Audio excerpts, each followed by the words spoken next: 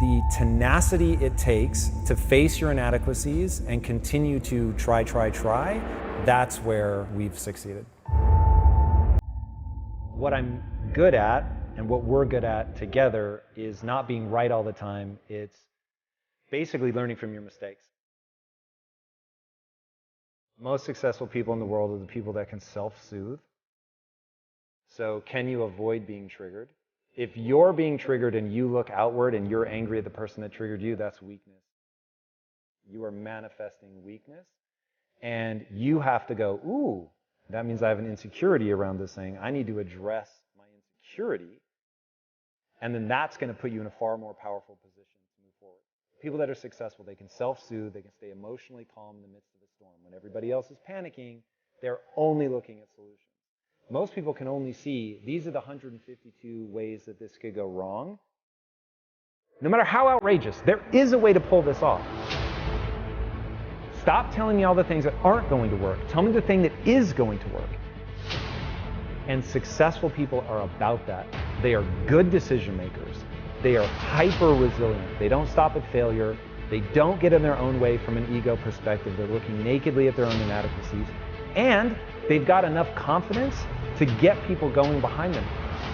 So if you can manage your emotions, if you've got the courage to fight through that storm, if you're not easy to knock off your pedestal and you're humble enough to know that you're almost certainly making mistakes so that you know when to correct course, that's the recipe. The thing with excuses is sometimes they're very true, but it doesn't serve you. It doesn't serve your goal. So are you going to let it sit with you, or are you going to find a way around it? The key to me being driven is identifying what my passion is and my mission is. So if I don't have a passion and mission, then I don't have a drive. If I could wake up every single freaking day and fight for that 14-year-old girl that was me, that didn't believe in herself, that felt ugly, that was teased, that was made fun of for my looks, I will fight for that 14-year-old girl so that if I can help her to believe she can become anything she wants if she sets her mind to it and works hard, then I feel like my job is done. Every day I wake up for that 14-year-old Lisa. You can become anything you want to become, but you're going to have to pay a heavy price to get there. So the question is, what is it that you want to do? Problem is, people are expecting something to be self-evident. They are told a lie that they're born with a purpose. You're not born with a purpose. You're going to decide that this passion, this thing that you've worked your ass off to get good at, that allows you to serve not only yourself but other people, that's now your purpose.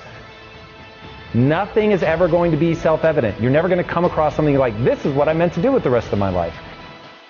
You are going to find something that gives you more energy than it takes. I only do and believe that which moves me towards my goals.